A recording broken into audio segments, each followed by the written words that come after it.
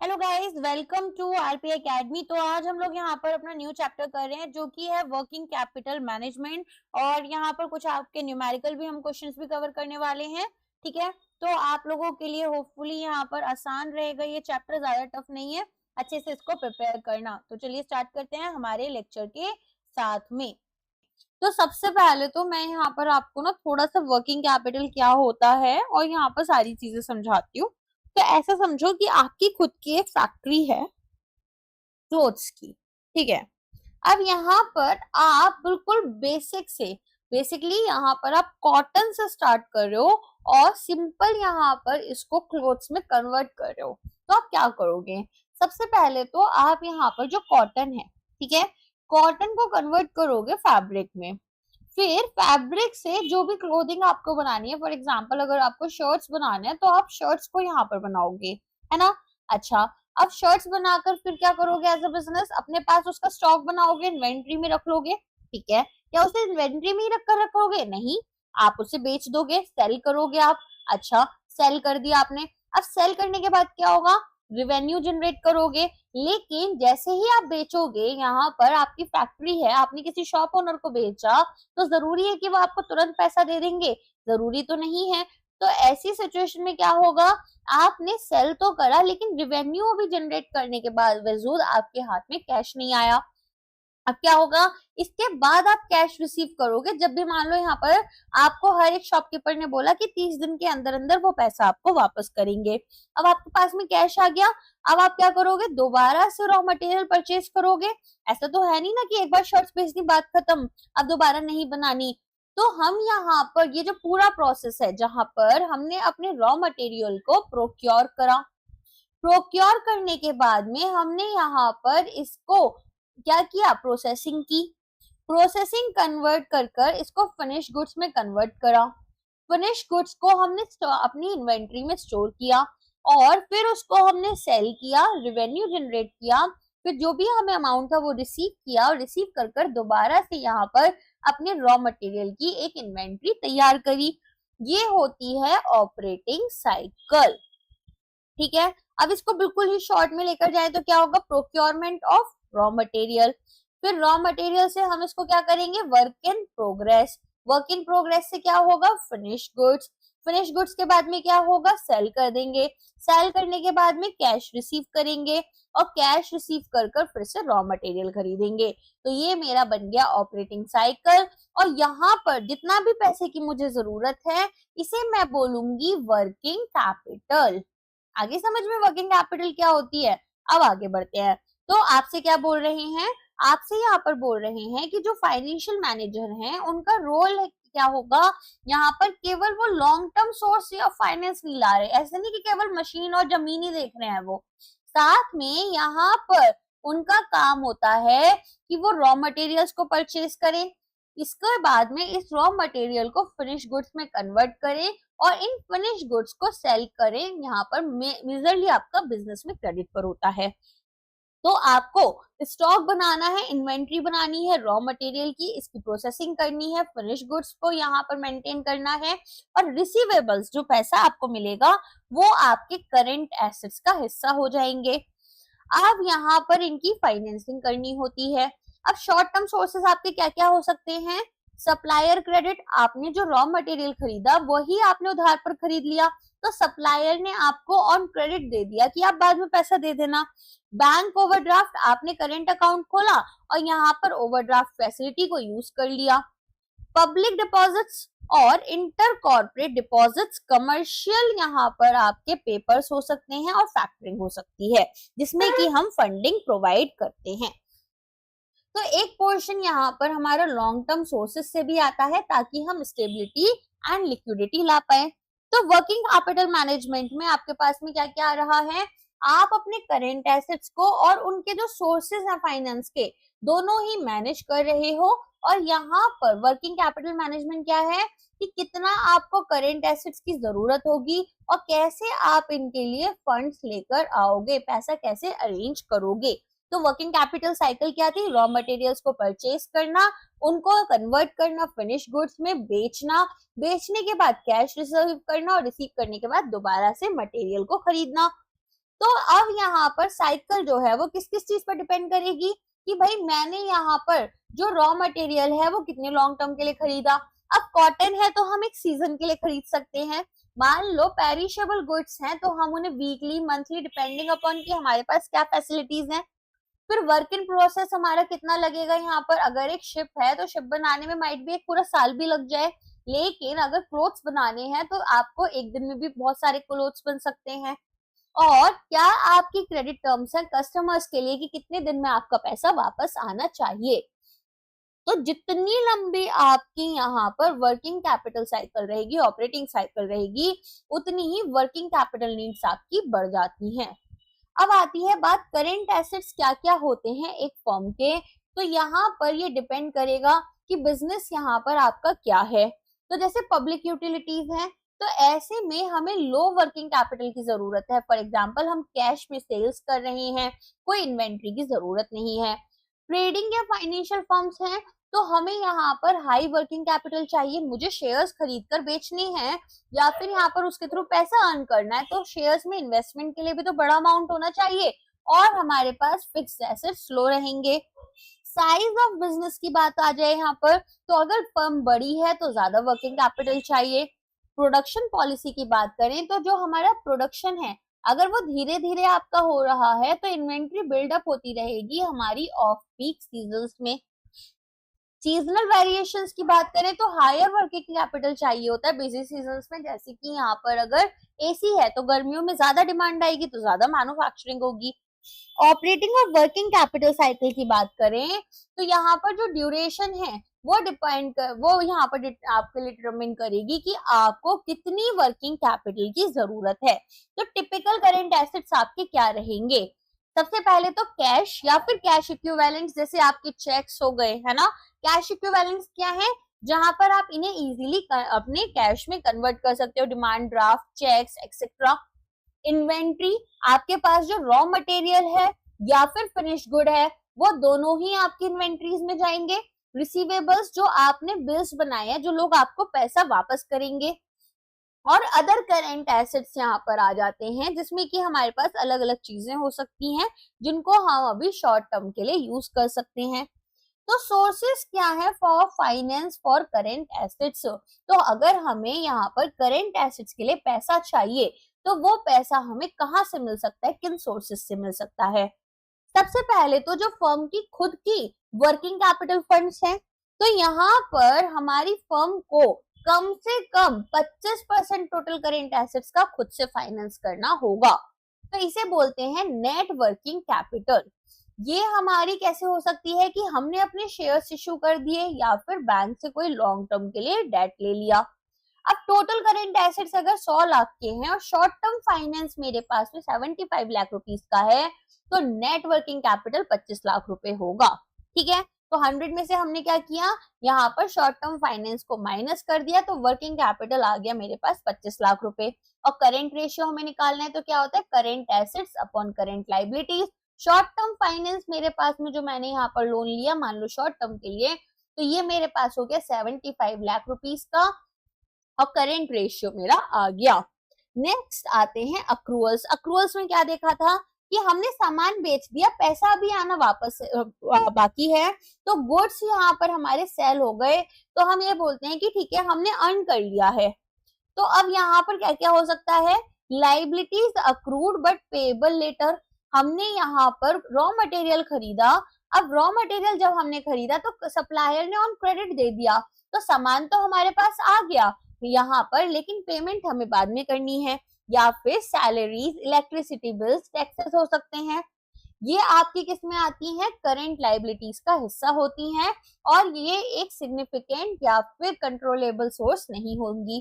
Trade credit, तो credit अगर हमें सप्लायर से मिल रहा है तो वो किस किस चीज पर बेस्ड होगा कि इंडस्ट्री प्रैक्टिस क्या है कि यहाँ पर जो सप्लायर है वो कितने दिन में अपना पैसा वापस लेते हैं, कुछ सप्लायर्स 90 दिन में लेते हैं, कुछ 45 दिन में लेते हैं। फर्म की पेमेंट हिस्ट्री और लिक्विडिटी कैसी है, फर्म क्या टाइम पर पेमेंट कर देती है या नहीं कर देती है, और साथ में फर्म के पास इनफ कैश होता है कि वो पेमेंट कर पाए, उसके ऊपर भी यहाँ पर ट्रेड क्रेडिट डिपेंड करेगा। अगर फर्म पेमेंट टाइम पर नहीं करती है जो प्रॉमिस किया तो लोग यहाँ पर नहीं देना चाहेंगे उधार, है ना। और प्रॉफिटेबिलिटी, अगर फर्म प्रॉफिट में ही नहीं है, लॉस में नहीं है, तो कोई अपना पैसा डुबाने के लिए तो देगा नहीं। अब फर्म को क्या क्या चीजें कंसिडर करनी है, सबसे पहले तो कॉस्ट ऑफ क्रेडिट। अगर आप कभी भी किसी से भी सामान उधार पर खरीदने जाते हो तो वो आपको थोड़ा सा यहाँ पर महंगा सामान देता है, आपके लिए कॉस्टली हो जाता है, ठीक है। या फिर हमारे ऊपर इंटरेस्ट चार्ज हो जाता है, तो ये डिपेंड करेगा कि प्राइसेस में ये इम्प्लिसिट है या क्या है। ऑल्सो लिक्विडिटी पोजीशन आपकी क्या है, तो यहाँ पर नेगोशिएशन पावर। अब वर्किंग कैपिटल एडवांस हम ले सकते हैं, लोन्स ले सकते हैं बैंक से, फाइनेंशियल इंस्टीट्यूशन से। तो ये दो तरह के हो सकते हैं, एक है फंड बेस्ड, एक है non fund based. Non fund based होता है जब बैंक यहाँ पर गारंटी दे रहा है कि भाई मेरा कस्टमर पेमेंट कर देगा।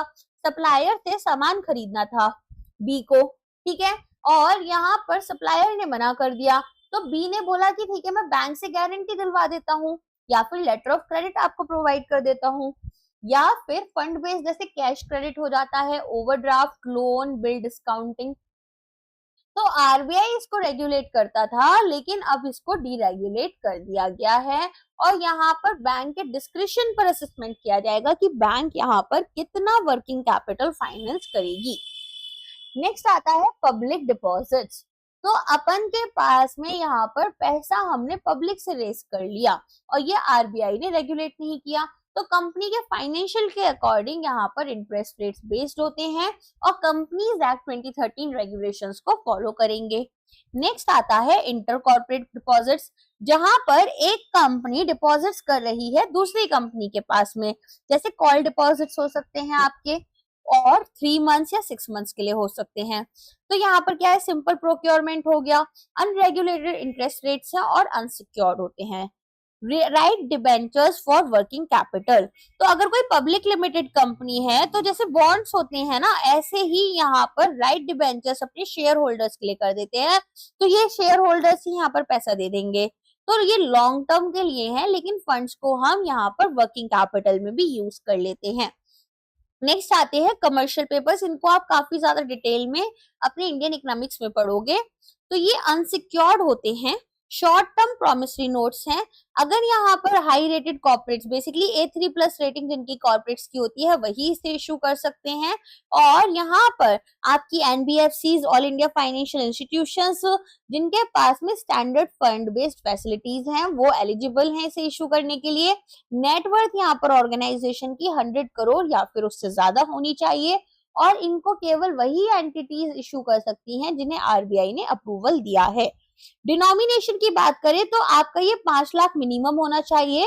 और कैसे होते हैं कमर्शियल पेपर, 5 लाख, 10 लाख, 15 लाख, 20 लाख, 13 लाख का यहाँ पर अलाउ होगा, कमर्शियल पेपर नहीं होगा। मैच्योरिटी यहाँ पर 7 दिन से 1 साल तक की होती है। इशू करेंगे इसको डिस्काउंट पर, आप इसे डीमैट फॉर्म में भी रख सकते हैं, दैट इज आपको इसे फिजिकल की जगह इलेक्ट्रॉनिक फॉर्म में रख सकते हैं। मिनिमम क्रेडिट रेटिंग आपकी A3 होनी चाहिए। इसके साथ में कोई भी पुट या कॉल ऑप्शंस नहीं होते हैं और ये आपके अंडर रिटर्न नहीं होते। बाई बैक यहाँ पर अलाउ किया जाता है आफ्टर 30 डेज। अगर आप इन कमर्शियल पेपर्स को इशू करने के बाद वापस खरीदना चाहते हो तो इशू डेट से 30 दिन के बाद ही आप इसे वापस खरीद सकते हो, वो भी सेकेंडरी मार्केट से। नेक्स्ट आता है फैक्टरिंग। फैक्टरिंग में क्या होता है इसे थोड़ा अच्छे से समझना। मान लो यहाँ पर एक ऑर्गेनाइजेशन है A, एक है B। A ने सामान बेचा B के पास और एक बिल यहाँ पर बना कर दिया। अब B ने इस बिल को साइन कर कर A को वापस कर दिया। अब यहाँ पर इस बिल के अकॉर्डिंग 6 महीने के बाद में पैसा आना था, लेकिन A को जरूरत 3 महीने के बाद पड़ गई। तो A क्या करता है, यहाँ पर बैंक के पास जाता है और बैंक को इस बिल को देकर बोलता है कि आप मुझे पैसा दे दो। बैंक यहाँ पर 75 से 80% तक का पैसा दे देती है और अपना डिस्काउंट फी चार्ज करती है, ठीक है। और बाकी जो पैसा बच गया वो कब देती है, जब यहाँ पर 6 महीने कंप्लीट हो जाएंगे और B से पैसा रिसीव कर लेगी। तो ये आपका विद रिकोर्स भी हो सकता है और विदाउट रिकोर्स भी हो सकता है। विद रिकोर्स में क्या है, विद रिकोर्स में अगर बी ने पैसा नहीं दिया, बी डिफॉल्ट कर गई पेमेंट पर, तो सारा पैसा ए को देना है बैंक को वापस। विदाउट रिकोर्स में ए के ऊपर कोई रिस्पॉन्सिबिलिटी नहीं है पैसे को वापस करने की। तो फाइनेंसिंग यहाँ पर आपके फैक्टर कौन है, बैंक या फाइनेंशियल इंस्टीट्यूशन जो हमें पैसा दे रहा था। तो यहाँ पर फैक्टर जो बैंक है वो या तो हमारे डेट्स खरीद लेता है या हमारे क्रेडिट को मैनेज करता है और सेल्स लेजर को, जैसे हमने अपना बिल का एग्जांपल दिया, तो ये विद या विदाउट रिकोर्स हो सकता है। एक्सपोर्ट फाइनेंसिंग की बात करें तो यहाँ पर RBI non recourse factoring allow करती है एक्सपोर्टर्स के लिए। तो यहाँ पर हमें KYC guidelines, genuine invoices, collection arrangements और ईडीपीएमएस को फॉलो करना होगा। ठीक है, तो यहाँ पर आपके पास में पूरा का पूरा एक प्लेटफॉर्म होता है ईडीपीएमएस जिसे हमें फॉलो करना है।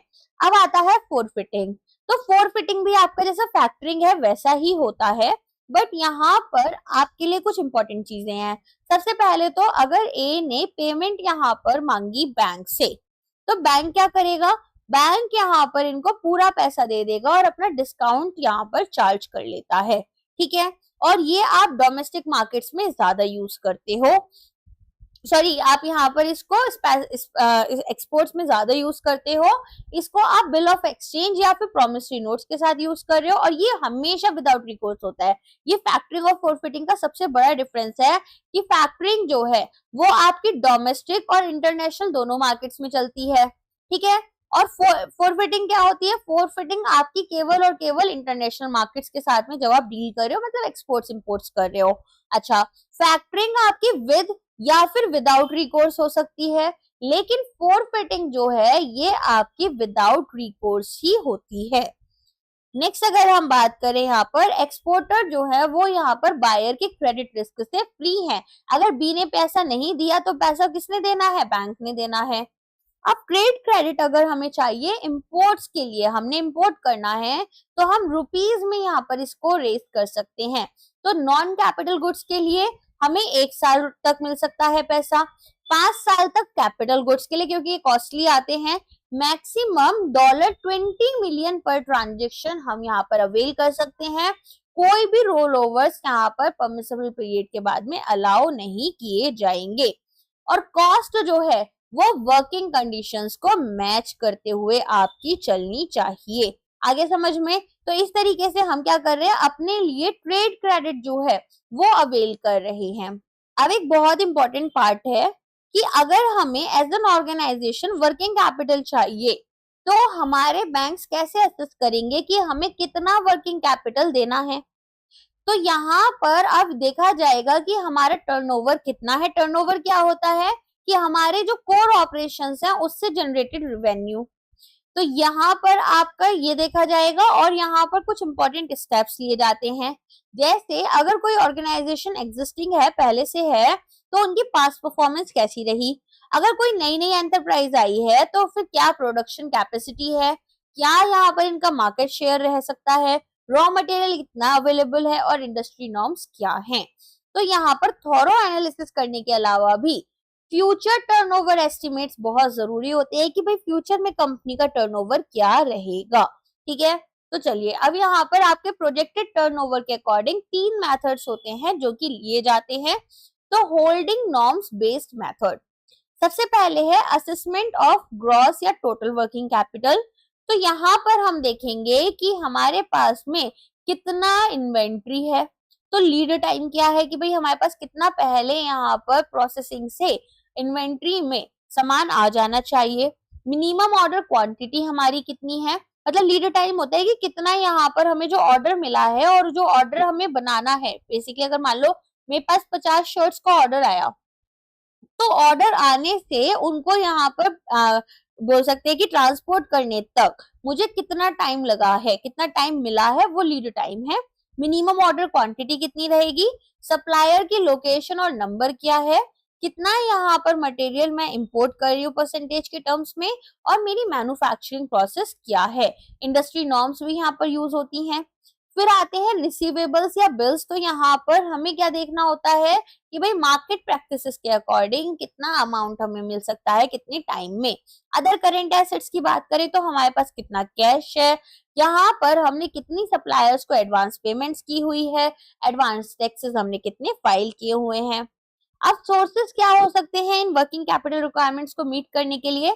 तो सबसे पहले तो ओन सोर्सेस, जैसे कि नेट वर्किंग कैपिटल हमने देखा था। तो यहाँ पर हम क्या देख रहे थे कि हमारे पास अपना कितना पैसा है और एडिशनल नेट वर्किंग कैपिटल हमें कितनी चाहिए ताकि करेंट रेशियो को मेंटेन करें। सप्लायर हमें कितने क्रेडिट पर यहाँ पर सामान दे सकते हैं, और अदर करेंट लाइबिलिटीज जैसे सैलरीज, एडवांस हमें कस्टमर से आया तो वो हमारे पास कितना है। बैंक फाइनेंस, तो यहाँ हम देखेंगे कि टोटल वर्किंग कैपिटल कितनी है और टोटल अवेलेबल फंड्स हमारे पास कितने हैं, इनके बीच का डिफरेंस। मान लो मेरे पास में 50 लाख रुपए हैं, लेकिन टोटल अमाउंट जो लगेगा वो 1 करोड़ लगेगा, तो 50 लाख रुपए का एक गैप जो है वो मेरा बन जाएगा, और इसमें से हम जो टोटल अवेलेबल फंड्स है उसमें बैंक फाइनेंस को नहीं लेंगे। अगर मान लो मेरे पास ये जो 50 लाख रुपए थे, इसमें से 10 लाख रुपए तो मैंने बैंक से ही लोन ले रखा है, तो इसको मैं यहाँ पर कंसीडर नहीं करूंगी, फिर मैं केवल 40 लाख लूंगी और 1 करोड़ में से 40 लाख रुपए ही माइनस करूंगी। ठीक है, अब आते हैं मेथड्स ऑफ लैंडिंग पर। तो यहाँ पर 3 मेथड्स हैं। पहला मेथड लैंडिंग का है जिसमें कि जो हमारी नेट वर्किंग कैपिटल है वो at least 25% of working capital gap होनी चाहिए। मतलब यहाँ पर जो हमारे ओनर्स हैं वो कम से कम 25% यहाँ पर अपना पैसा खुद का लगाएंगे, चाहे शेयर्स चाहे लॉन्ग टर्म लोन, और इसमें भी बैंक के थ्रू जो लोन मिल रहा है उसे एक्सक्लूड करेंगे। तो total current assets minus current liabilities, और इसमें बैंक फाइनेंस माइनस किया। मान लो मेरे पास टोटल करेंट एसेट्स हैं 50 लाख रुपए के, टोटल करेंट लाइबिलिटीज मेरे पास है 30 लाख रुपए की, और 5 लाख रुपए मैंने बैंक से लोन लिया था इस 30 लाख रुपए में से। तो अभी मेरे पास में अगर वर्किंग कैपिटल गैप निकालना है तो क्या करेंगे, 50 में से 25 माइनस करेंगे, ना कि 30। क्यों? क्योंकि बैंक का जो फाइनेंस है 5 लाख का वो हमने हटाना है। फिर आता है सेकंड मेथड ऑफ लैंडिंग। तो यहाँ पर हम देखेंगे कि नेट वर्किंग कैपिटल हमारी एटलीस्ट 25% हमारे टोटल करेंट एसेट्स का होना चाहिए। तो यहाँ पर हम थर्ड मेथड ऑफ लैंडिंग में क्या लेते हैं, देखो यहाँ पर हमारे पास जो टोटल करेंट एसेट्स थे कितने थे, 50 लाख रुपए। तो हमें क्या करना है, हमारी जो नेट वर्किंग कैपिटल है वो अगर इसकी 1/4 कितनी है, ठीक है, वो हमें देखना है कि भाई 50 लाख का 1/4 अमाउंट ऑलरेडी हमारे पास नेट वर्किंग कैपिटल के फॉर्म में होना चाहिए। थर्ड मेथड ऑफ लैंडिंग में क्या है कि जो नेट वर्किंग कैपिटल है वो हमारी 100% कोर करेंट एसेट्स की होनी चाहिए और 25% रिमेनिंग करेंट एसेट्स की। एक एग्जांपल से समझते हैं। रॉ मटेरियल मेरे पास 200 लाख का है, स्टॉक जो प्रोसेसिंग में है अभी, जो जिस पर काम चल रहा है, प्रोसेसिंग हो रही है, वो हमारे 20 लाख रुपए का है, फिनिश गुड्स 90 लाख की हैं, रिसीवेबल्स 50 लाख की हैं और अदर करेंट एसेट्स 10 लाख के हैं। तो अब इन सबको ऐड करना है, तो क्या कितना था, 200 और 20, आपका 220 हो गया, 220 और यहाँ पर 90 हो गया 310, 310 और 50 360 और 10 370, राइट। तो ये सब ऐड कर 370 लाख रुपए मेरे टोटल करेंट एसेट्स बने। करेंट लाइबिलिटीज मेरे पास में 150 लाख रुपए की है और जो बैंक की बोरोइंग है वो 200 लाख की है। टोटल बोरोइंग्स मेरे पास कितनी है करेंट लाइबिलिटीज, वो अगर मान लो यहाँ पर 350 लाख है। तो पहला मेथड क्या है कि हमने यहाँ पर जो टोटल करेंट एसेट्स हैं उनमें से करेंट लाइबिलिटीज और बैंक बोरोइंग्स को एक्सक्लूड कर इसको निकाला, तो ये हमारे पास 220 लाख आ गया। अब एनडब्ल्यूसी हमारे पास क्या रहेगा, 25% ऑफ वर्किंग कैपिटल गैप। तो 25% ऑफ वर्किंग कैपिटल गैप हमारे पास कितना होगा, 220 का 25% हम यहाँ पर निकाल लेंगे, ठीक है। तो हमारे पास में इसका आंसर आ जाएगा 55 लाख रुपीज। अच्छा, अब यहाँ पर आता है मिनिमम परमिसिबल बैंकिंग फाइनेंस की बात। तो बैंक फाइनेंस हमें कितना मिल सकता है, अब हमें वो देखना है। तो ये हमारे पास में वर्किंग कैपिटल गैप कितना है, 220 लाख रुपए का है। तो 220 लाख रुपए में से 55 लाख तो हम ऑलरेडी दे चुके हैं, राइट। तो यहाँ पर 165 लाख रुपीज हमारी बच जाती है। अब एक्सेस बोरोइंग हमारी कितनी हो गई, तो 200 में से 165 को हमने माइनस करा तो 35 लाख रुपए, ठीक है। करेंट रेशियो क्या है, 370 और 320। करेंट लाइबिलिटीज क्या थी, 200 और 150। बैंक से ऑलरेडी कितनी बोरोइंग्स कर ली हैं, हमने 200 लाख रुपए की, जबकि बैंक से हम कितनी बोरोइंग कर सकते थे, केवल 55 लाख रुपए की। तो यहाँ पर तो हमने ज्यादा ही बोरो कर लिया है, ठीक है। कितना ज्यादा, 35 लाख रुपए ज्यादा। आगे समझ में क्या हुआ, एक और बार देख लो। यहाँ पर वर्किंग कैपिटल गैप हमें निकालना था जिसका फॉर्मूला था total current assets minus current liabilities, और उसमें हम बैंक की जो बोरोइंग्स है उन्हें नहीं लेकर चल रहे। तो बैंक के बिना बोरोइंग्स के 150 लाख की करंट लाइबिलिटीज है और टोटल करंट एसेट्स मेरे पास है टोटल यहाँ पर 370 लाख। तो यहाँ पर वर्किंग कैपिटल गैप आया 220। और सेकंड मेथड ऑफ लेंडिंग बोलता है कि हम वर्किंग कैपिटल गैप का 25% ही बैंक से बोरो कर सकते हैं। तो ये हो गया था हमारा 55 लाख, जबकि बैंक से अगर हम बोरोइंग्स देखें तो वो 200 लाख की है। तो इसका मतलब हमने ज्यादा बोरो कर लिया है। सेकंड मेथड है नेट वर्किंग कैपिटल हमारा कितना है, उसका 25% of total current asset. Total current asset हमारे पास 370 था और इसका 1/4 हम यहाँ पर निकाल लेंगे। तो ये हमारे पास में कितना आ जाएगा, 92.5 आ जाएगा। अब मिनिमम परमिसिबल बैंकिंग फाइनेंस हमें कितना अलाउ किया जाएगा, तो ये हमें यहाँ पर केवल और केवल 370 रुपए में से हम क्या करें, 370 लाख में से यहाँ पर 92.5 को माइनस करेंगे और 150 लाख रुपीस जो है वो हमारी करेंट लाइबिलिटीज का माइनस कर देंगे, राइट। तो यहाँ पर हमारे पास में ये आया अप्रोक्सीमेटली 128 लाख रुपीस। अब एक्सेस बोरोइंग की बात करें तो हमने यहाँ पर ऑलरेडी 128 लाख रुपए जो हैं वो चाहिए थे, जितना हमें अलाउ किया गया, और हमने 200 लाख ले रखे थे, ठीक है। तो यहाँ पर मिनिमम परमिसिबल बैंकिंग फाइनेंस कैसे निकालना था कि टोटल यहाँ पर हमारे पास करेंट एसेट्स का एनडब्ल्यूसी कितना होगा, और एनडब्ल्यूसी में हम क्या कर रहे थे, यहाँ से भी हमारी जो बैंक करेंट लाइबिलिटीज है वो माइनस की, current asset minus current liabilities minus यहाँ पर हमारा एनडब्ल्यूसी। तो ये हमारे पास वर्किंग कैपिटल था और ये हमारे पास नेट वर्किंग कैपिटल, और यहाँ से हमने वर्किंग कैपिटल गैप निकाला। वर्किंग कैपिटल गैप हमारा 128 लाख रुपए का आया और हमने लिया है यहाँ पर ऑलरेडी 200 लाख। थर्ड मेथड में क्या है, कोर करेंट एसेट्स हमसे पूछे गए हैं। तो यहाँ पर आपको बोल रखा है कि जो कोर करेंट एसेट्स हैं वो 95 लाख हैं और बाकी बचे हुए जो है वो हमारे पास रिमेनिंग करेंट एसेट्स है। तो ऐसी सिचुएशन में एनडब्ल्यूसी हमें कितना चाहिए होगा, तो ये हमने देखा था कि 100% ऑफ कोर एसेट्स प्लस यहाँ पर 25% ऑफ आपके रिमेनिंग करेंट एसेट्स। तो ये हमने यहाँ पर एनडब्ल्यूसी निकाल लिया। अब वर्किंग कैपिटल यहाँ पर हम देखेंगे कि कितना था, वो था हमारे पास current assets minus current liabilities minus आपका एनडब्ल्यूसी। तो करेंट लाइबिलिटीज हमारे पास में एक्सक्लूडिंग बैंक बोरोइंग थी 150, करेंट एसेट्स थे 370 और एनडब्ल्यूसी गैप हमारा 163.75 है। तो बैंक यहाँ पर हमें केवल 56.25 रुपीज ही दे सकता था, लेकिन हमने अगेन एक्सेस में बोरोइंग्स कर रखी हैं, ठीक है। तो इस तरीके से हमारे पास क्या आ गया, इस तरीके से हमारे पास 3 मेथड्स ऑफ लेंडिंग है। एक बार और इसे ध्यान से देख लो। पहला मेथड ऑफ लेंडिंग में क्या हो रहा है, पहले में बोल रहे हैं कि यहाँ पर जो एनडब्ल्यूसी है वो 25% ऑफ वर्किंग कैपिटल गैप होनी चाहिए। तो 25% ऑफ वर्किंग कैपिटल गैप आपका कितना है, ये आपका यहाँ पर आएगा 25% ऑफ वर्किंग कैपिटल गैप आपके पास आ गया इतना, ठीक है। अब वर्किंग कैपिटल गैप में हम total current assets minus current liabilities करेंगे तो हमारे पास में आ गया इतना अमाउंट, और ये हमारे लिए क्या है, मिनिमम परमिसिबल बैंक फाइनेंस, ठीक है। सेकंड मेथड में क्या बोला कि एनडब्ल्यूसी हमारा कम से कम 25% टोटल करेंट एसेट्स का होना चाहिए, और फिर हम इसे यहाँ पर थर्ड मेथड में क्या कर रहे थे, एनडब्ल्यूसी हमारा 100% ऑफ कोर करेंट एसेट्स और 25% रिमेनिंग कोर एसेट्स का ले रहे थे। आगे इतना समझ में।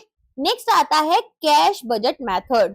तो ये हम यूज कब करते हैं, जब हमारे पास कोई सीजनल बिजनेस है, कोई प्रोजेक्ट बेस्ड ऑपरेशंस है या फिर कंस्ट्रक्शन कंपनीज हैं। तो की प्रिंसिपल्स यहाँ क्या रहेंगे, तो हर एक बिजनेस में कैश इनफ्लोज होते हैं। कब होते हैं, इनकम होती है, इनफ्लो है ना।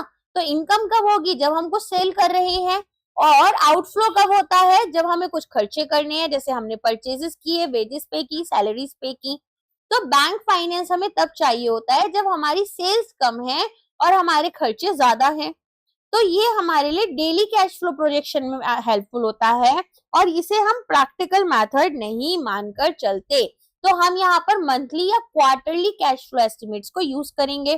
प्रोसेस क्या है, एक कैश बजट बनाओ जिसमें एक्सपेक्टेड इनफ्लोज और आउटफ्लोज लोगे, फिर कैश डेफिसिट्स देखोगे कितने हैं, इनफ्लो में से आउटफ्लो अगर माइनस करोगे तो यहाँ पर डेफिसिट आ जाएगा। मान लो 50 लाख की सेल हुई और खर्चे हुए 75 लाख के, तो 25 लाख रुपए की डेफिसिट हो गई।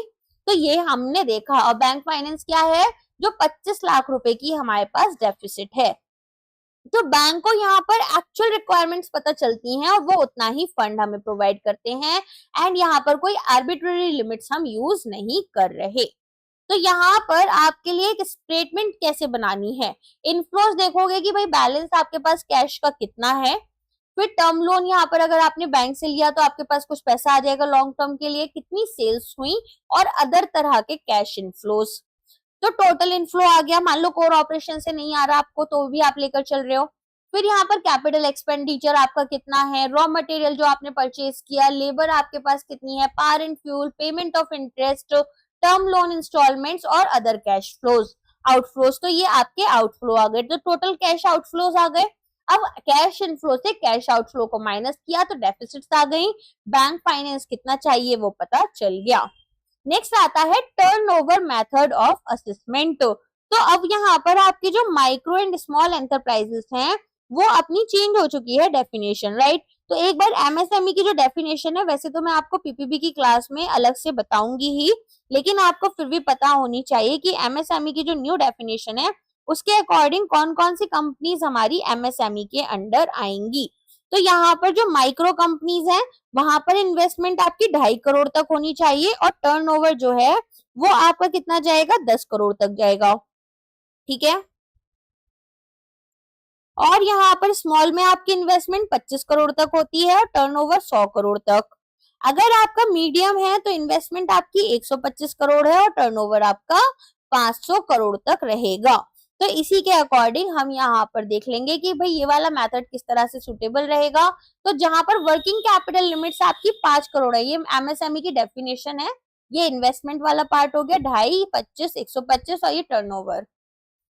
तो यहाँ पर वर्किंग कैपिटल अगर आपकी 5 करोड़ तक है तो की अजम्पशंस क्या है कि वर्किंग कैपिटल हमें 25% चाहिए एनुअल टर्नओवर का। तो अगर 5 करोड़ यहाँ पर मेरी एनुअल टर्नओवर है तो ऐसे में 1/4 अमाउंट मुझे चाहिए, दैट इज 1 करोड़ रुपीस मुझे चाहिए होगा। या फिर इसमें भी क्या होगा, अब इस 1 करोड़ रुपीस में भी 20% जो है वो तो हमारी बैंक दे रही है और यहाँ पर 5% जो है वो एंटरप्राइज कंट्रीब्यूट करेगी। नेक्स्ट आती है आरबीआई की क्या गाइडलाइंस है। तो आरबीआई बोलता है बैंक्स को कि आप working capital credit limits MSE को दो हमारा, और कैसे कंप्यूट करोगे कि मिनिमम 20% उनके एस्टिमेटेड एनुअल टर्नओवर का। तो अगर यहाँ पर लिमिट्स आपकी 5 करोड़ हैं, अब ये मेथड यहाँ पर अंडर फाइनेंसिंग करवा सकता है यहाँ पर वर्किंग कैपिटल साइकिल आपकी अगर 3 महीने से ज्यादा है। इसीलिए बैंक्स को बोला गया है कि जो होल्डिंग नॉर्म मेथड्स हैं, जो हमने first method, second method, third method of lending पढ़ा था, उनको भी आप यूज करो और देखो कि जहां पर भी या तो होल्डिंग नॉर्म मेथड के साथ जाओ या तो टर्नओवर मेथड में। अब इनको भी कंपेयर करो कि कहाँ आपको ज्यादा पैसा देना है, तो जहां भी ज्यादा देना है उसको आप यूज करोगे। एक एग्जांपल है, प्रोजेक्टेड टर्नओवर मेरा 300 लाख, ठीक है। तो अब 300 का यहाँ पर 1/4 में देखूंगी कि कितना आ रहा है, राइट। तो 1/4 यहाँ पर अगर मेरा 75 आ गया तो यहाँ पर वर्किंग कैपिटल मार्जिन मेरी 5% की रहेगी और 5% में बाकी बैंक फाइनेंस करेगा 20%, ठीक। तो ये हो गया हमारा यहाँ पर टर्नओवर असेसमेंट। अच्छा, कैश बजटिंग मेथड की बात करें तो यहाँ पर हमें क्या देखना होता है कि जो बोरोअर्स हैं वो वर्किंग कैपिटल लिमिट्स आपकी 5 करोड़ से ज्यादा में यहाँ पर एंजॉय कर सकते हैं और ये बैंक के डिस्क्रिप्शन पर होगा। तो ऐसा कब हो रहा है कैश बजट मेथड के अकॉर्डिंग, जब यहाँ पर हम कैश फ्लोस को हमारा कंपेयर कर रहे थे। तो अगर यहाँ पर इंटरनल हमारी मैनेजमेंट इंफॉर्मेशन सिस्टम से जो रिपोर्टिंग आ रही है वो एकदम एडिक्वेट है, फाइनेंशियल प्रोफेशनल्स हमारे स्टाफ के मेंबर्स हैं, एनवायरनमेंट हमारा कंप्यूटराइज्ड है और हम पीरियोडिक इंफॉर्मेशन टाइम पर दे सकते हैं। तो finance is sanctioned as short term loan. तो यहाँ पर हम क्या कर रहे हैं, रीपेबल होना चाहिए इंस्टॉलमेंट्स में, शॉर्ट टर्म लोन होना चाहिए, 1 या 2 साल के अंदर अंदर पूरा पैसा वापस कर दो। तो seasonal industries, construction activities, order based operations में हम इसे यूज करेंगे और डेवलप्ड कंट्रीज में ये यूज होता है। असेसमेंट बेसिस में projected cash budget statement, inflow versus outflow, peak level cash deficit आपका टोटल बैंक फाइनेंस बताएगा कि इतना हम फाइनेंस कर सकते हैं। बोरोअर्स कम से कम यहाँ पर नेट वर्किंग कैपिटल का 25% पीक डेफिसिट के टाइम पर पे करेंगे। ड्रॉइंग यहाँ पर आपको अलाउ होगी only to the extent of monthly deficit. एक महीने में आपके पास कितना डेफिसिट है उतना ही पैसा आप यहाँ पर ड्रॉ कर सकते हो, बाकी अकाउंट में छोड़ दोगे। फिर यहाँ पर अवेलेबिलिटी आपके चार्जेबल एसेट्स की देखी जाती है। तो 3 मेथड्स आपके असेसमेंट के हैं यहाँ पर, होल्डिंग नॉर्म्स, कैश बजटिंग और टर्नओवर मेथड। तो हमें यहाँ पर इसका कंपैरिजन टेबल है, इसको आप एक बार अपने आप से देख लेना, ठीक है। की इनसाइट्स क्या है, होल्डिंग और कैश बजट मेथड्स में आपके पास में एक्टिविटी लेवल्स क्या है, क्रेडिट टर्म्स आपकी क्या है और current assets and liability needs क्या है। डिफरेंस क्या है, holding method yearly average use करता है, cash budget method monthly data period 1 2 3 4, turnover यहाँ पर प्रोजेक्शंस करता है और स्मॉल बोरोवर्स के लिए बेस्ट रहेगा। पूछ रहे हैं which one of the following statement is correct about assessment of working capital requirement. तो पहला बोल रहे हैं आरबीआई की गाइडलाइंस यहाँ पर बोल रही है कि बैंक्स को यहाँ पर केवल टर्नओवर मेथड चूज करना है। दूसरा बोल रहे हैं कि बैंक्स यहाँ पर फ्री है कि कोई सा भी वर्किंग कैपिटल मेथड यूज कर सकते हैं, तो यही बात करेक्ट है।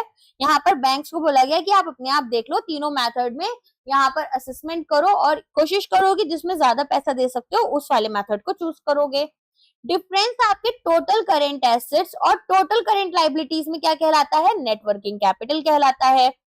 कौन सा यहाँ पर अमंग्स द सोर्स है ऑफ वर्किंग कैपिटल फाइनेंस। तो पहला बोल रहे हैं इंटर कॉर्पोरेट डिपॉजिट्स, हमने देखा था, public deposits, factoring, forfaiting, commercial deposit आपके पेपर्स, यहाँ पर सब कुछ क्या था, वर्किंग कैपिटल फाइनेंस का सोर्स थे, राइट। तो हमने यहाँ पर ऐसे 10 सोर्स पढ़े थे, जैसे इंटर कॉर्पोरेट डिपॉजिट्स हो गया, कमर्शियल पेपर्स हो गया, इसके अलावा यहाँ पर हमारे पास में पब्लिक डिपॉजिट्स था, फैक्टरिंग था, फोरफिटिंग था, है ना।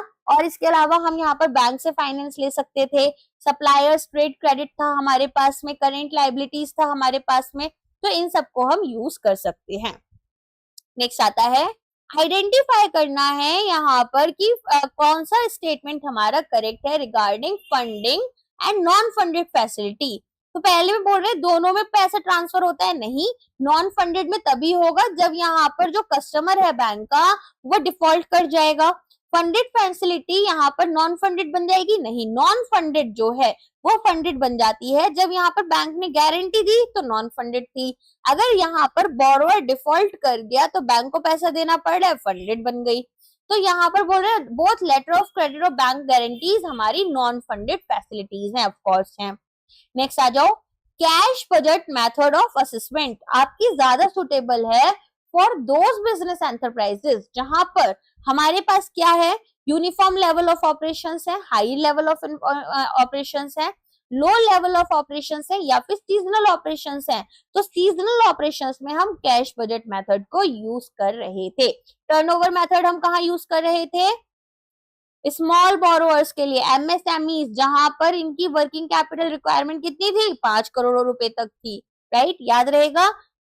चलिए आज के लिए बस इतना ही है। आई होप लेक्चर आपको पसंद आया होगा। लाइक करना, कमेंट करना and please do hype those videos, okay. तो यहाँ पर आप जो वीडियोस देखते हैं उसको हाइप कर दिया करें, इससे थोड़ा सा यहाँ पर रीच बढ़ जाती है। ऑल्सो आरबीआई की ना एनुअल रिपोर्ट भी ऑलरेडी कवर्ड है, सेबी की कवर कर चुकी हूँ मैं, बाकी मैं वेट कर रही हूँ कि अगर नोटिफिकेशन में एग्जाम थोड़ा लेट होता है तो बाद में कर लूँ एनुअल रिपोर्ट्स, वरना किसी काम की नहीं होंगी और वो 2-4 उसमें क्या होगा, रिपोर्ट्स को कवर करने में पूरा 1 महीना लग जाएगा। तो देखते हैं उसको, वरना फिर कवर कर लेंगे अगर जल्दी से जल्दी यहाँ पर एनुअल रिपोर्ट्स रिलीज नहीं की जाती हैं आपके एग्जाम टाइम से। अदरवाइज यहाँ पर आरबीआई की और सेबी की मैंने ऑलरेडी कवर कर दिया, इडा की और आईआईएफसीएल की भी हम लोग कवर कर लेंगे होपफुली एनुअल रिपोर्ट्स, क्योंकि ईयर एंड हो चुका है ना, तो नई अब एनुअल रिपोर्ट्स आएंगी, पुरानी वाली किसी काम की तो है नहीं, तो आ जाती है तो वेट करेंगे, ओके। चलिए अब मिलते हैं हमारे नेक्स्ट वीडियो में, आज के लिए बस इतना ही। Thank you so much, bye bye, take care.